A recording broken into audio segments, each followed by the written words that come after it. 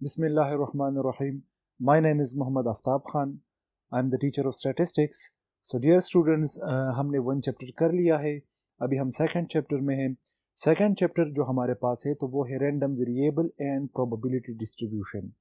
तो random variable हमारे पास इनके जो हमारे पास काइंड्स होते हैं तो वो है टू काइंड्स. एक होता है रैंडम डिस्क्रीट रैंडम वेरिएबल और दूसरा होता है कंटिन्यूस रैंडम वेरिएबल. मैं रैंडम वेरिएबल और प्रोबेबिलिटी डिस्ट्रीब्यूशन को डिफाइन करूंगा. तो सबसे पहले हम इस चैप्टर के बारे में बताते हैं कि ये चैप्टर हम किस सीक्वेंस में हमें किस डायरेक्शन में हमें लेके जाता है. तो इस चैप्टर में हम जो है तो डिस्क्रीट वेरिएबल जो है डिस्क्रीट रैंडम वेरिएबल जो है तो हम उसको डिस्कस करेंगे. उसके बाद जब हम उस डिस्क्रीट रैंडम वेरिएबल की जो है प्रोबेबिलिटी डिस्ट्रीब्यूशन करेंगे तो इसमें हम यहाँ पे जस्ट रैंडम वेरिएबल जो है तो उसको ही डिस्कस करेंगे. फिर कंटिन्यूस वेरिएबल जो है तो वो हम आगे नेक्स्ट चैप्टर्स में डिस्कस करेंगे. तो यहाँ पे सबसे पहले है random variable and probability distribution. This is the name of chapter, random variable and probability distribution. तो रैंडम वेरिएबल, जिस तरह मैंने कहा था कि रैंडम इवेंट हमारे पास वो होते हैं कि जिसके रिजल्ट हम एडवांस में प्रेडिक्ट नहीं कर सकते तो हम उसको रैंडम इवेंट कहते हैं. फिर रैंडम वेरिएबल हमारे पास, अभी सबसे पहले आप समझे कि वेरिएबल हमारे पास क्या है. तो वेरिएबल एक होता है वेरिएबल और एक होती है कांस्टेंट. तो वेरिएबल हमारे पास वो होते हैं characteristic which changes which differ from one individual to another individual. तो हम उसको वेरिएबल कहते हैं कि जिसमें चेंजेस आते रहते हैं तो हम उसको वेरिएबल कहते हैं. और कांस्टेंट हमारे पास वो होता है कि उनकी वैल्यूज जो होती है तो वो बिल्कुल फिक्स होती है, उसमें ज़रा बराबर भी चेंजेस नहीं आते तो हम उसको कांस्टेंट कहते हैं. तो वेरिएबल हमारे पास वो है कि जिसमें चेंजेस आते रहते हो. रैंडम वेरिएबल जिसकी वैल्यू रैंडम हमारे पास क्या है कि रैंडम हम उसको कहते हैं कि जिसकी वैल्यू हम एडवांस में प्रेडिक्ट नहीं कर सकते, अचानक ही आ जाए, प्री प्लान ना हो, अचानक ही आ जाए तो हम उसको रैंडम कहते हैं. तो रैंडम वेरिएबल हमारे पास वो हो गया है कि जिसकी वैल्यू जो है तो हम प्रेडिक्ट नहीं कर सकते, वो वेरिएबल जो अचानक चेंज हो जाए तो हम उसको रैंडम वेरिएबल कहते हैं. और प्रोबेबिलिटी डिस्ट्रीब्यूशन हम उसको कहते हैं कि all possible values that a random variable can take within the given range. जब हमारे पास रेंज होता है तो रैंडम वेरिएबल उसकी वैल्यूज को क्या करती है, टेक करके उस विद इन रेंज जो है तो उसकी वैल्यू मालूम करते हैं. तो हम उसको प्रोबेबिलिटी डिस्ट्रीब्यूशन कहते हैं. तो सबसे पहले रैंडम वेरिएबल किसको कहते हैं. रैंडम वेरिएबल जो है तो हम रैंडम एक्सपेरिमेंट से इसकी वैल्यूज को जो है लेते हैं और रैंडम वेरिएबल की जो वैल्यूज है it is taken from the random experiment. Like यहाँ पे क्या है, अ random variable is a numerical description of a random experiment. ये न्यूमेरिकल इनकी डिस्क्रिप्शन होती है, न्यूमेरिकली इनकी वैल्यूज होते हैं और ये हम रैंडम एक्सपेरिमेंट से लेते हैं. तो इसको हम कहते हैं रैंडम वेरिएबल. फिर हमारे पास है रैंडम वेरिएबल्स की टू टाइप्स होते हैं. एक टाइप जो हमारे पास होता है तो वो है रैंडम डिस्क्रीट रैंडम वेरिएबल. एक हमारे पास होता है डिस्क्रीट रैंडम वेरिएबल. और सेकेंड नंबर टाइप जो होता है तो वो है कंटिन्यूअस रैंडम वेरिएबल. तो डिस्क्रीट रैंडम वेरिएबल हमारे पास वो वेरिएबल होते हैं कि which values which takes countable values. जो काउंटेबल वैल्यूज हमारे पास होते हैं तो उसको हम डिस्क्रीट रैंडम वेरिएबल कहते हैं. काउंटेबल वैल्यू हमारे पास लाइक 1 2 3 4 5. लेकिन इंपॉर्टेंट बात यह है कि हमारे पास डिस्क्रीट रैंडम वेरिएबल जो होता है तो वो जम्स में होता है.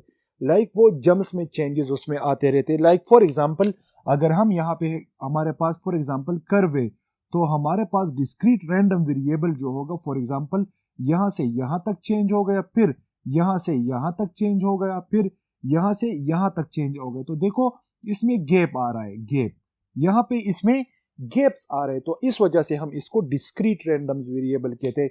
डिस्क्रीट रैंडम वेरिएबल सिंपल हमारे पास जो वैल्यूज जम्स में आ जाए तो हम उसको डिस्क्रीट रैंडम वेरिएबल कहते हैं. फॉर एग्जांपल अगर हम कैलकुलेट करना चाहे कि चिल्ड्रन इन स्ट्रीट्स तो हम कहेंगे हमारे पास एक स्ट्रीट में फॉर एग्जांपल चिल्ड्रन हमारे पास 5 आ गए, दूसरे हमारे पास चिल्ड्रन जो है दूसरे स्ट्रीट में वो 7 आ गए, तीसरे स्ट्रीट में हमारे पास 2 आ गए. तो देखो या 9 हमारे पास आ गए. तो आप देख ले 3 नंबर ऑफ चिल्ड्रन जो है तो वो चेंज हो रहे, 3 3 3 कोई सेम नहीं आ रहे, कांस्टेंट नहीं आ रहे हमारे पास, उसमें चेंजेस 5 7 9 चिल्ड्रंस की जो नंबर्स है तो वो चेंज हो रहे। तो देखो यहाँ पे हमारे पास एक में 5, दूसरे में 7, तीसरे में 9। तो देखो जम्स में उसमें चेंजेस आ रहे, तो उसको हम डिस्क्रीट रैंडम वेरिएबल कहते हैं। फिर हमारे पास सेकेंड टाइप जो इसकी है तो वो है continuous random variable. Continuous random variable हमारे पास वो होते हैं कि which take any possible values between two limits, any possible value between two limits, तो हम उसको कहते हैं कंटिन्यूअस रैंडम वेरिएबल। लाइक हमारे पास हो गया है कि x की वैल्यू क्या है, this is between a and b, तो इसको हम क्या कहते हैं, कंटिन्यूअस रैंडम वेरिएबल। अगर आप देख ले एज हमारा हो गया या टाइम हमारे पास है, तो टाइम को देखो मिली एंड माइक्रो सेकेंड्स में वो क्या है, वो चेंज हो रहा है। कनेक्टिविटी के साथ टाइम जो है तो वो चेंज हो रहा है। लाइक फॉर एग्जांपल हावर की कनेक्टिविटी क्या है, वो मिनट्स के साथ है, मिनट्स की कनेक्टिविटी सेकंड्स के साथ है, सेकंड्स की connectivity micro and milli seconds के साथ हमारा इसकी कनेक्टिविटी है। फिर अगर तो देखो ये टाइम जो है तो ये चेंज हो रहा है, बिल्कुल कंटिन्यूसली चेंज हो रहा है। फिर स्पीड ऑफ अ कार अगर आप देख ले तो देखो अगर कार की जो स्पीड है वो पहले 100 थी, 100 per hour kilometre, 100 kilometre per hour, फिर उसके बाद क्या है वो 120 किलोमीटर पर आवर हो गई। तो देखो पहले 100 में स्पीड था, फिर 120 में स्पीड, तो ये 10 से 120 तक उन्होंने डायरेक्ट जंप नहीं किया अगर स्पीड इंक्रीज हो गया है, बल्कि क्या है कि जब अगर उन्होंने एक्सीलेटर को तेज भी दबाया होगा तो इन्होंने ये जो माइक्रो मिलीमीटर या किलोमीटर सेकंड हमारे पास जो गैप्स आ रहा है तो वो भी कनेक्टिविटी के साथ ये 100 से 120 तक कनेक्टिविटी के साथ जो है तो वो चेंज हुआ है, स्पीड जो चेंज हुए, तो हम उसको कहते हैं कंटिन्यूअस रैंडम वेरिएबल, कि जो हमारे पास क्या है कनेक्टिविटी के साथ चेंज हो जाए। लाइक अगर इसको अगर हम ग्राफिकली प्रेजेंट करें तो ये हमारे पास ग्राफ जो बनेगा इसका तो या इस तरह बनेगा या फिर हमारे पास इस तरह कर्व बनेगा। तो देखो यहाँ पे कोई गैप्स इनमें नहीं है, बिल्कुल कनेक्टिविटी के साथ चेंज हो रहा है, तो इसको हम कहते हैं कंटिन्यूअस रैंडम वेरिएबल। अभी second, probability distribution of a discrete random variable. Probability distribution of a discrete random variable हमारे पास क्या होगा, if a possible values of a random variable along with their respective probabilities are shown in tabular form and sum of probabilities is equal to 1, then it is called probability distribution. Probability distribution जिस तरह मैंने आपको शुरू में भी बताया कि all possible values that a random variable can take within the given range. All possible values that a random variable can take within a given range, so it is called probability distribution। कि हमारे पास क्या है कि variable along with their, कि variable हमारे पास एक random variable हमारे पास होता है तो वो उन रिस्पेक्टेड उनकी जो प्रोबेबिलिटीज आई हुई है with in the given range, उनकी जो प्रोबेबिलिटीज आई हुई है तो जब हम उसके साथ उसको प्रेजेंट करें तो हम उसको कहते हैं प्रोबेबिलिटी डिस्क्रीट प्रोबेबिलिटी डिस्ट्रीब्यूशन या probability distribution of a discrete random variable. तो यहाँ पे प्रोबेबिलिटी डिस्ट्रीब्यूशन और प्रोबेबिलिटी फंक्शन जब हमारे पास है तो ये बाज़ औक़ात मोस्ट ऑफ द टाइम जो है तो ये स्टैटिस्टिक में इंटरचेंजेबली यूज होता है, मतलब कि ये दोनों सेम है।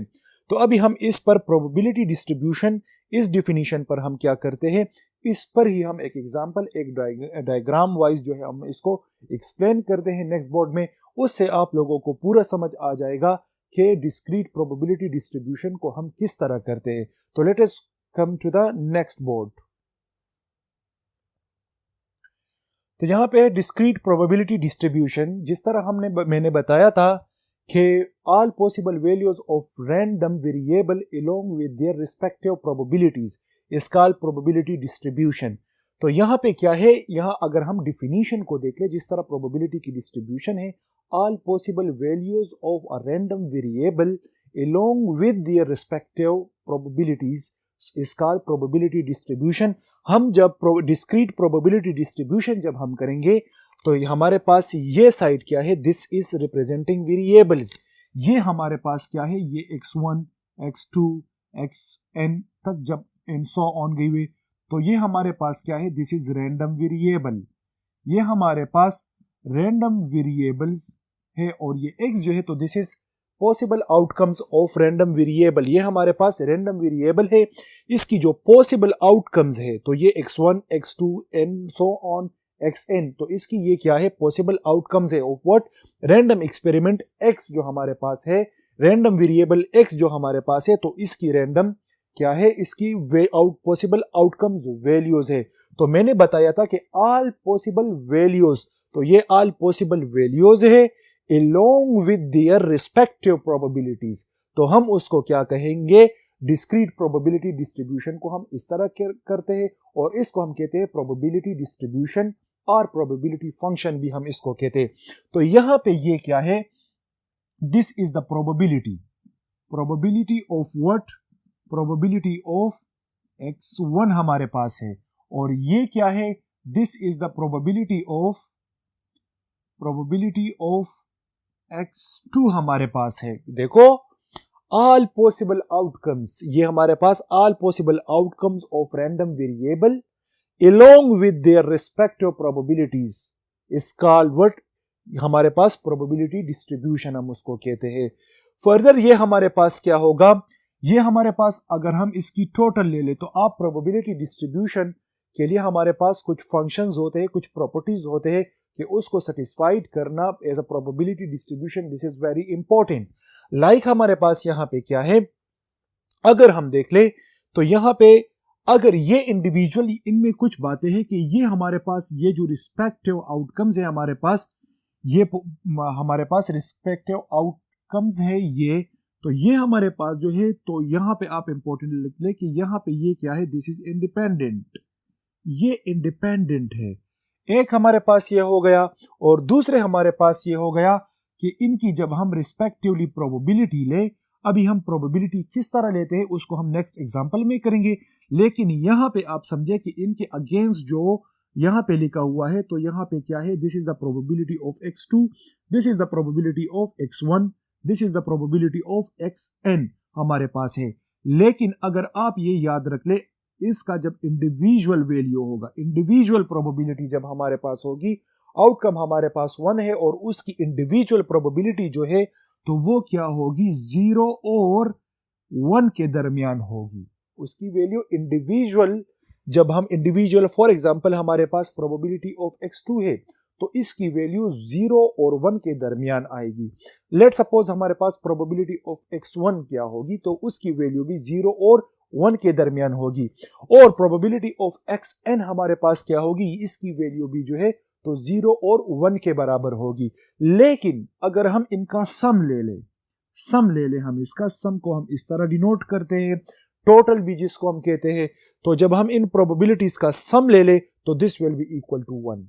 This property must be satisfied while in doing probability distribution, तो हम उसको क्या कहते हैं, प्रोबेबिलिटी डिस्ट्रीब्यूशन, ये जो है sum of the probabilities will be equal to 1 के बराबर होगी।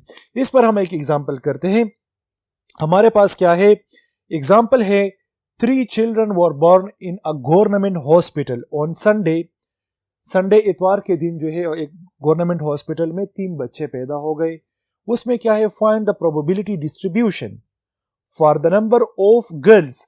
जब हमारे पास ये बात याद रखें कि प्रोबेबिलिटी डिस्ट्रीब्यूशन आ जाए, तो ये प्रोबेबिलिटी डिस्ट्रीब्यूशन जब आ जाए तो हमारे पास ये जो px, जहां यहां पे ये साइड जो हमारे पास होगा, probability of x1, probability of x2, probability of xn, अगर हमारे पास यहाँ पे 1 होता तो हम प्रोबेबिलिटी ऑफ 1 कर लेते, 2 आता तो प्रोबेबिलिटी ऑफ 1। अभी प्रोबेबिलिटी को हम किस तरह करते, तो यहाँ पे एग्जांपल में हम करेंगे, लेकिन ये साइड जो है तो हम इसको कहते हैं probability distribution. All possible values that a random variable can take within a given range, तो हम इसको कहते हैं प्रोबेबिलिटी डिस्ट्रीब्यूशन।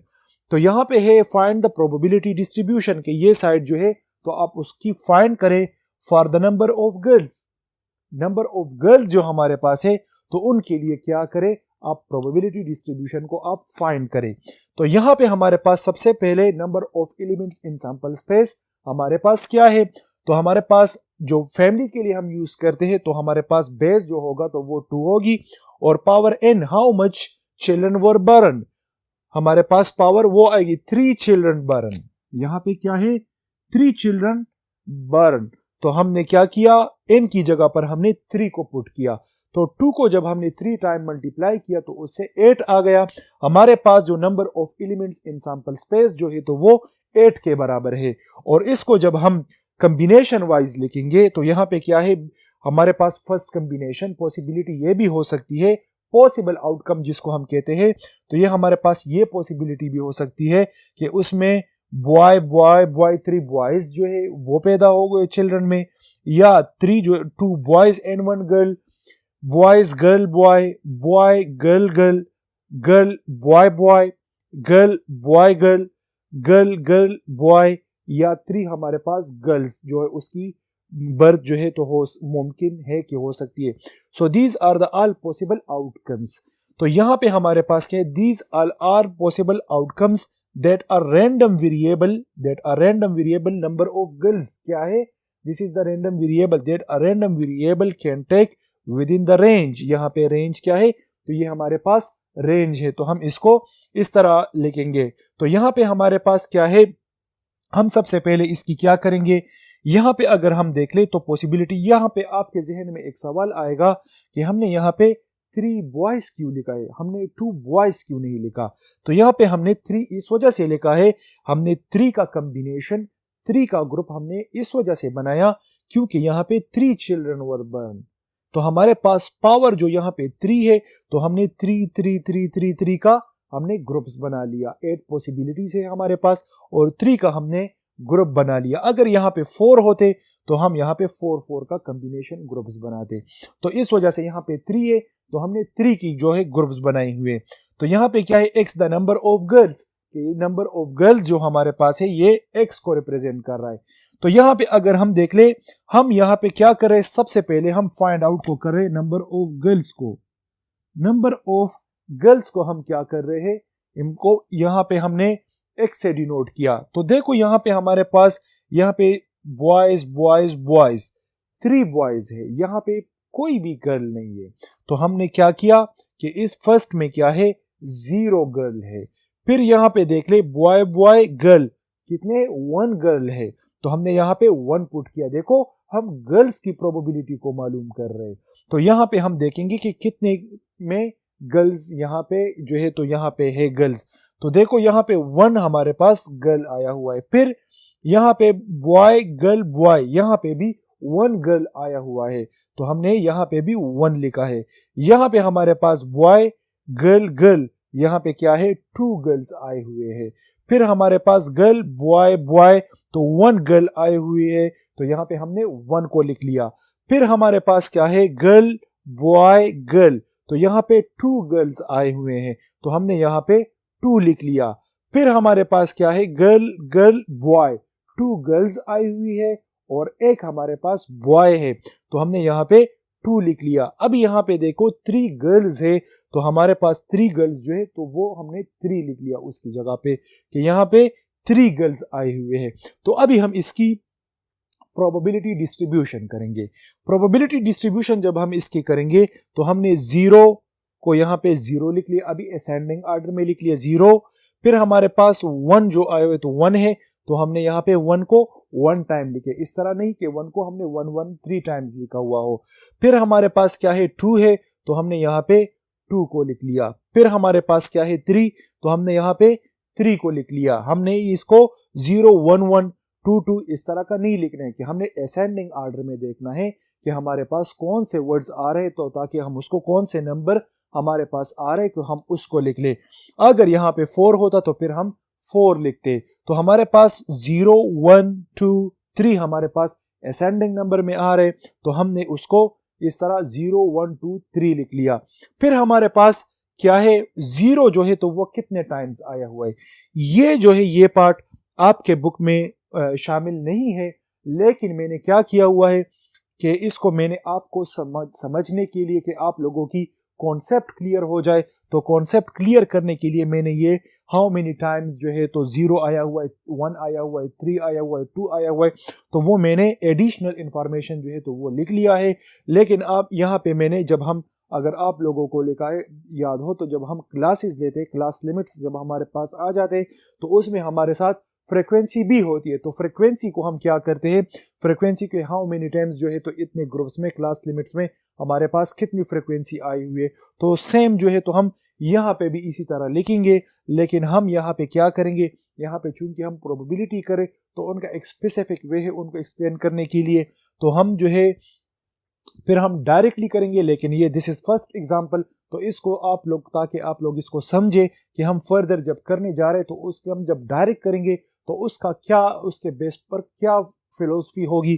तो हमने यहाँ पे जो है तो मैंने पूरा जो है यहाँ पे लिख लिया है कि यहाँ पे हमारे पास जीरो जो है तो कितनी टाइम्स आया हुआ है, तो जीरो हमारे पास जो है तो वो 1 टाइम आया हुआ है। देखो हमारे पास और जीरो यहाँ पे मौजूद नहीं है, तो 1 टाइम आया हुआ है, तो हमने जीरो को 1 टाइम आया हुआ है। फिर 1 हमारे पास कितनी टाइम्स आया हुआ है, 1 2 3, तो 3 टाइम्स आया हुआ है, तो हमने यहाँ पे लिख लिया कि 3 टाइम्स आया हुआ है। फिर हमारे पास क्या है, 3 जो है, 2 हमारे पास कितनी टाइम्स आया हुआ है, तो देखो 1 2 3, तो ये 2 जो है तो ये 3 टाइम्स आया हुआ है। फिर हमारे पास 3 जो है तो वो कितनी टाइम्स आया हुआ है, तो वो भी 1 टाइम आया हुआ है, तो 3 के सामने हमने क्या लिख लिया, 1 लिख लिया कि 1 टाइम आया हुआ है। तो जब हम इसकी कैलकुलेशन कर लेते हैं तो ये हमारे पास जो है टोटल जो है तो वो 8 बन जाता है। तो 8 जब हमारे पास आ जाता है, अगर आप लोगों को फर्स्ट ईयर याद हो तो फर्स्ट ईयर में मैंने आप लोगों को करवाया था रिलेटिव फ्रीक्वेंसी। तो रिलेटिव फ्रीक्वेंसी और यहाँ पे प्रोबेबिलिटी डिस्ट्रीब्यूशन है जो है तो वो कुछ एक दूसरे के साथ तकरीबन जो है तो वो मिलते हैं। तो रिलेटिव फ्रीक्वेंसी का नाम चेंज है और यहाँ पे प्रोबेबिलिटी डिस्ट्रीब्यूशन जो है तो ये दिस इज डिफरेंट।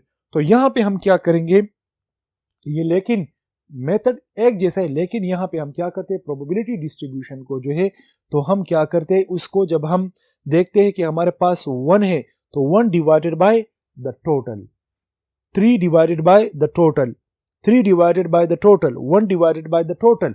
यहाँ पे देखिए 1 डिवाइडेड बाय 8, तो this will be the probability of what, of probability of 0। 3 divided by 8 तो प्रोबेबिलिटी ऑफ 1 होगी, what, this 3 by 8 is the probability of 1।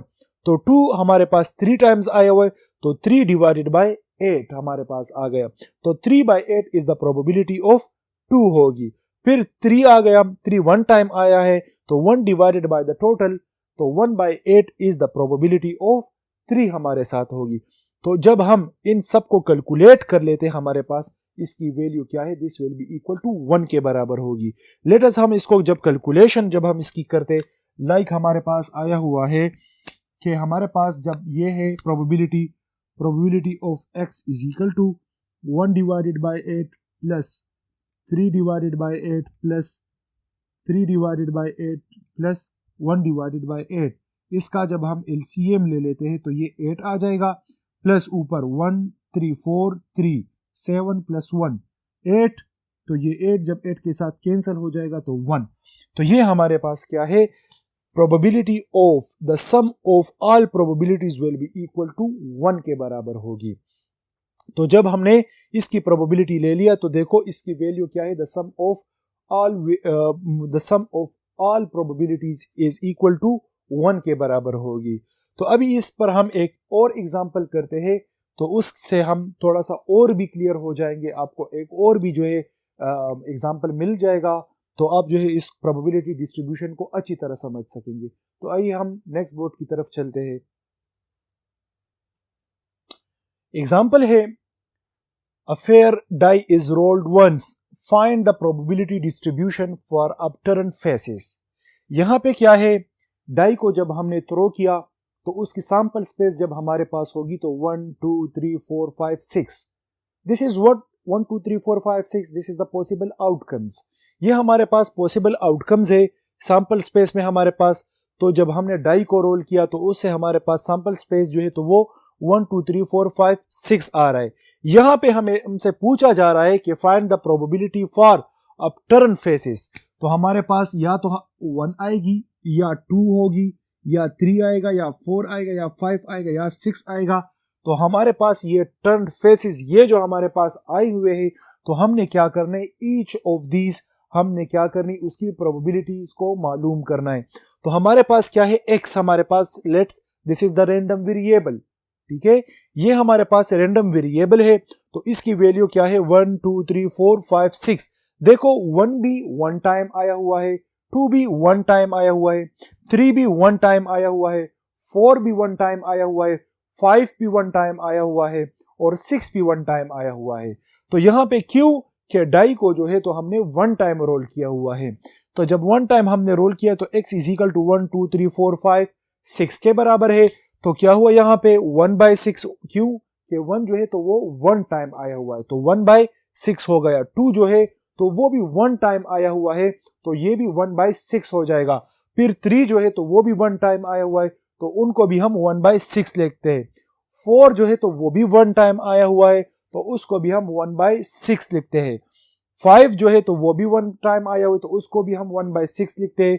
और 6 जो है तो वो भी 1 टाइम आया हुआ है, तो हम भी उसको 1/6 लिखते हैं। अभी ये हम 1/6 क्यों लिखते हैं? इस वजह से लिखते हैं कि हमारे पास टोटल पॉसिबिलिटीज जो है वो कितने 1 2 3 4 5 6, हमारे पास टोटल पॉसिबिलिटीज जो हमारे पास है तो वो 6 है। इस वजह से हम क्या करते हैं, उसको ईच प्रोबेबिलिटी को, ईच वेरिएबल को हम क्या करते, टोटल पे जो है तो उस पे डिवाइड करते।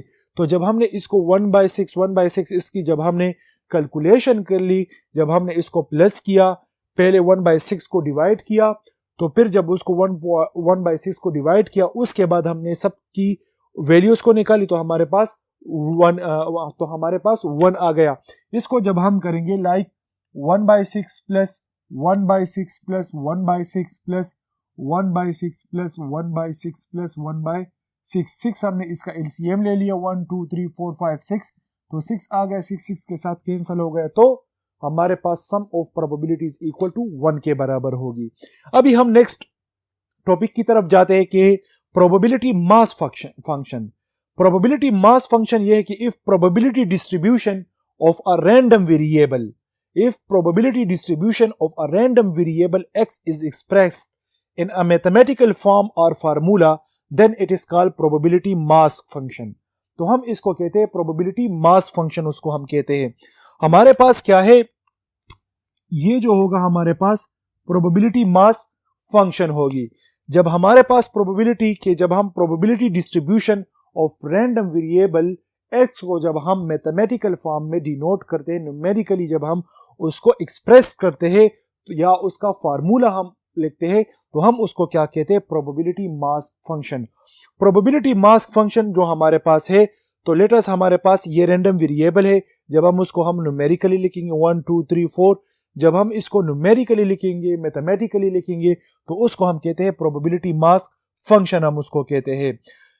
हमारे पास जो है तो नेक्स्ट हम probability mass function, probability distribution, sometime this is the same thing, इसको हम इंटरचेंजेबली भी हम इसको यूज करते हैं, probability mass function, probability distribution and probability function.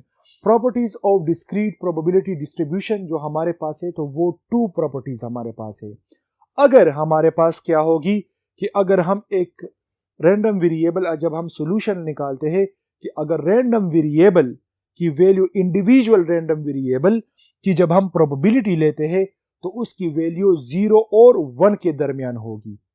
अगर 0 और 1 के दरमियान नहीं होगी, तो हम उसको प्रोबेबिलिटी डिस्ट्रीब्यूशन, वो हमारे पास ठीक नहीं होगी। जो कंडीशन हमारे पास प्रोबेबिलिटी डिस्ट्रीब्यूशन के लिए, डिस्क्रीट प्रोबेबिलिटी डिस्ट्रीब्यूशन में हमारे पास 2 प्रॉपर्टीज जो है, तो वो मस्ट बी सेटिस्फाइड होना चाहिए कि जब हम इंडिविजुअल रैंडम वेरिएबल की जब हम प्रोबेबिलिटी करते हैं, तो वो हमारे पास उसकी वैल्यू जो है तो वो 0 और 1 के दरमियान होगी। This condition must be satisfied. The value of individual probabilities will lies between 0 and 1 and the sum of all probabilities will be equal to 1 के बराबर होगी। तो यहाँ पे जिस तरह अगर हम देख ले, तो हमारे पास इस 1 की जब इंडिविजुअल प्रॉपर्टीज को हम देखते हैं, तो इंडिविजुअल प्रॉपर्टी जो है तो ये हमारे पास 0 और 1 के दरमियान आएगी। लेकिन सम ऑफ ऑल प्रॉपर्टीज जो हमारे पास होगी, this will be equal to, ये जो हमारे पास है, ये जो हमारे पास है, this the sum of all probabilities will be equal to 1 के बराबर होगी। सो डियर स्टूडेंट, आज हमने random variable and probability distribution, और उसमें पर हमने एग्जांपल के लिए रैंडम वेरिएबल क्या होता है, रैंडम वेरिएबल के फिर 2 टाइप्स होते हैं, discrete random variable and continuous random variable. इसी चैप्टर में हम डिस्क्रीट रैंडम वेरिएबल को ही आगे बढ़ाते हैं, उन पर हम एग्जांपल्स करते हैं, उनकी प्रोबेबिलिटी डिस्ट्रीब्यूशन करते हैं इस चैप्टर में। फिर नेक्स्ट चैप्टर में जो है तो हम कंटिन्यूस रैंडम वेरिएबल के बारे में पढ़ेंगे। तो फिर हमने उस पर एग्जाम्पल कर लिया, फिर हमने प्रोबेबिलिटी मास फंक्शन को पढ़ लिया, उसके बाद properties of discrete random variable, properties of discrete. So dear student, this was the lecture of today. इंशाल्लाह इन नेक्स्ट चैप्टर हम आगे जो है तो डिटेल में और एग्जांपल्स करेंगे और फंक्शंस जो हमारे पास आ रहे हो हम उसको डिस्कस करेंगे। Thank you so much for today.